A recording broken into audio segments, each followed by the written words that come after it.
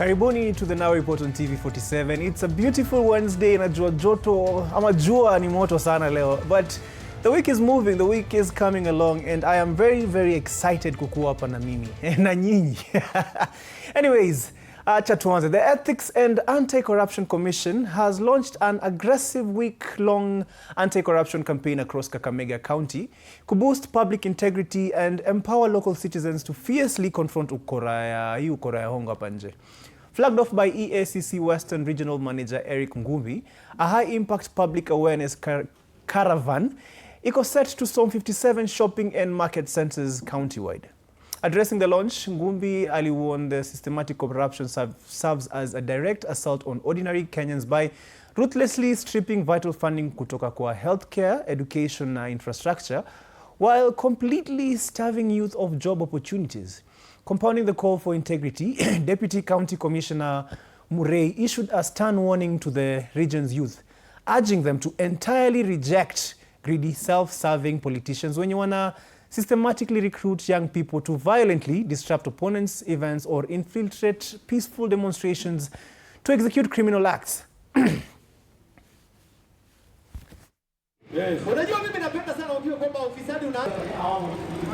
Is corruption. You expect poor infrastructure. Where corruption takes place, there is no employment for the youth. Where corruption takes place, citizens cannot get services in a timely manner. Where corruption takes place, you cannot have medicine in the hospital.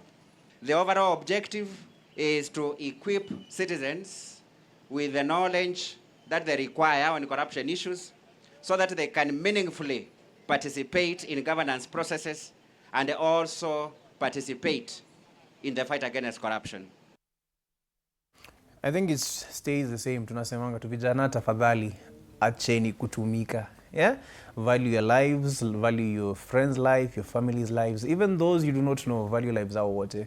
Take care of each other na mwache kutumika vibaya. Sawa. Now, bonge la mvua huko Tana Delta imeweka 3,000 households upside down. Lakini, local rescue teams pia moved just as fast. In a massive joint operation, humanitarian groups successfully delivered emergency relief food to over 1,000 stranded families across Tarasa and Tana Delta, realizing that surviving a flood takes more than just a full stomach. The teams also distributed essential dignity kits to 414 women and girls across several hard-hit villages, including Lazima, Marembo and Gomeza. The entire operation will turn into a masterclass in local coordination to ensure that supplies imefika the right hands without any mysterious disappearing acts. The Kenya Red Cross local chiefs, the county special programs department and the Tawfik Muslim youth pooled their resources by turning a messy natural disaster into a smooth, transparent relief effort. They proved that the best way to beat a flood is with a solid neighborhood team.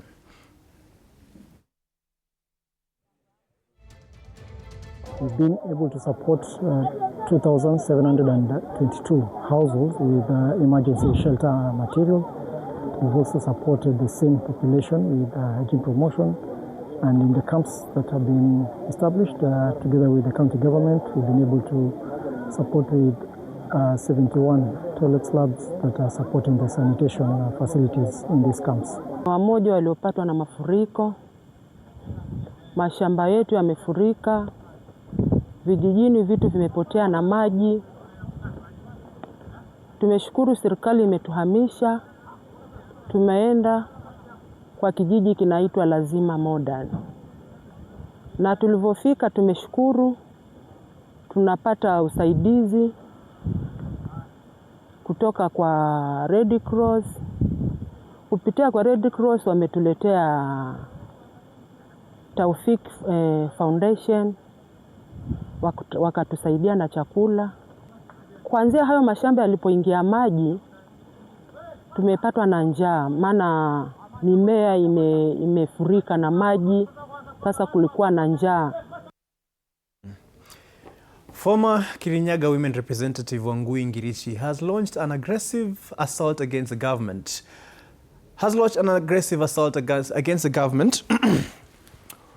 He has launched an aggressive assault against the government for turning a deaf ear to an alarming crime wave that has seen an average of 23 children vanish every single day across Kenya. Speaking in Kirinyaga Central, Girichi fiercely demanded that security agencies immediately investigate the sharp rise in missing children, pointing to shocking data from the Ministry of Gender and Children's Services that reveals 10,581 minors disappeared between January 2025 and March 2026. Pivoting radically to rampant school unrest, the outspoken leader also condemned the state after several students were tragically burned to death inside a dormitory at Utumishi School, boldly arguing that the government cannot investigate itself and must immediately hand over the arson probe to independent bodies like churches.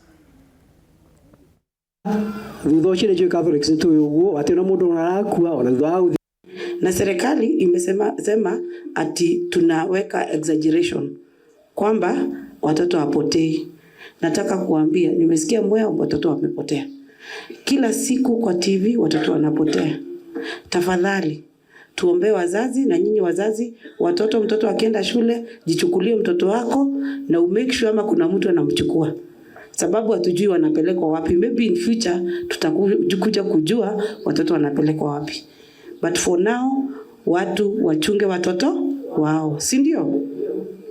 Na serikali nayo wawache kutuambia kwamba ati Ministry of Education ndio itaenda kuangalia zile mashule ambayo zilimechomeka ati wafanye audit.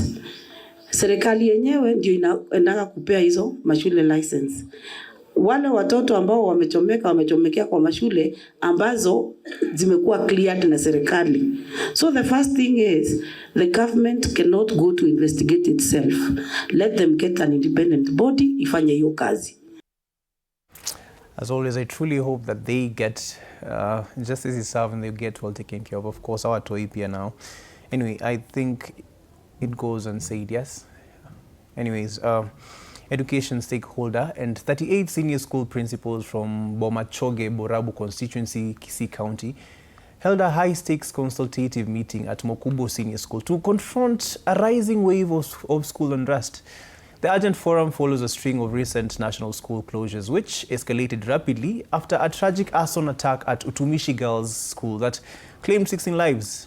During the crisis talks, Area MP Obadiah Barongo fiercely claimed that his ODM opposition affiliation has caused the government to maliciously deny his constituency vital development funds, directly crippling local infrastructure, performance, and learner security. Sub-County Director of Education Gladys Lepishoi countered by ordering school boards to initiate constant dialogue with the students to avert catastrophic property damage, while Mokubo Principal Edwin Nyaboga praised a 2.6 million shilling land expansion donation from Barongo to help ease the institution's severe overcrowding. Thank you very much. I mean, the space next to the school was... kwamba mashule zetu ziko salama. Tumezungumza kwa upana na walimu wetu mikakati ambayo wanafaa kuiweka ili tuhakikishie usalama wa wanafunzi wetu, walimu wetu na wafanyakazi wote kwa ujumla. Mheshimiwa Obadia alipofanya kikao nasi kama principals wa constituency yake ili kufanya ushauri kwa vile tunaendelea kuongoza mashule ambayo yako katika eneo bunge lake, na pia kuendelea kutupatia mwelekeo kwa mambo ambayo amepanga mengi kwa kuinua miundo msingi katika shule zetu. The one thing I've noticed after that's happened after the Utumishi fire is that many schools are becoming aware, and that is good because this is how such things are going to be avoided, because again, these tragedies zimeshinda zikifanyika for many years. Even back when I was in high school, that happened in the school that I was. So this is actually, the fact that everyone is paying attention now is good. Talk to your kids, listen, avoid hizi shida zote, si ndio? Now, President William Ruto held high-level talks with the Norwegian Ship Owners Association in Oslo to aggressively advance Kenya's maritime and blue economy sectors, securing a major commitment from Wilhelmsen Ship Management to employ 1,000 Kenyan seafarers by 2030. The strategic discussion also focused on mapping out new shipping routes between the ports of Mombasa and Lamu and Norwegian ports to bypass severe global trade bottlenecks, highlighting the urgent need for new maritime partnerships. President Ruto noted that geopolitical disruptions along the Strait of Hormuz have heavily strained supply chains and triggered high fuel prices across East Africa, positioning Kenya as a vital alternative shipping corridor. And there are opportunities that can be exploited between our two countries. Norway is a world leader on maritime activity, shipping, and related activities. Kenya, on the other side, is an emerging maritime nation with a huge human capital potential. And so you have a great maritime nation with many capabilities, but you also have a complementary country in the eastern coast of Africa who can partner with you with skills and competencies and human capital. Cabinet Secretary for Security Kipchumba Murkomen has fiercely championed global maritime safety and warned that a lack of security at sea directly compromises human lives and cripples international economies. Speaking at the official opening of the 4th Steering Committee meeting of the Indo-Pacific Regional Information Sharing Forum, Murkomen ordered nations to invest heavily in maritime defense to safeguard global prosperity. To illustrate the catastrophic cost of insecurity, the security minister cited how the closure of the Strait of Hormuz single-handedly drove up the cost of living and triggered severe economic shocks worldwide. Murkomen emphasized that the high-stakes forum has successfully brought together top international security stakeholders to develop aggressive, targeted strategies designed to guarantee comprehensive safety across the world's oceans. The problems in the sea, which are insecurities in the sea, become also insecurity in the land, because it is imported by the economic challenges that come with that insecurity in the sea, now transports that problem to become both economic and a political problem. So now, the conversation in villages in Kenya is about Strait of Hormuz. And people are asking this Hormuz where it is. Why? Because there have been street protests because of the same. They have, and sometimes they turn a bit ugly. There have been very ugly political conversations about the same. And I sit down sometimes and wonder, and we are all now left in a position where we are helpless and praying every day. Guys, si mnajua the first World Cup game is tomorrow. Sasa acha mimi niende nijitayarishe kuiwatch vizuri sana. Otherwise, you take care, have a lovely day and stay tuned because the Now Report Johnny na Dari Mato inakuja. Sawa? Take care and goodbye.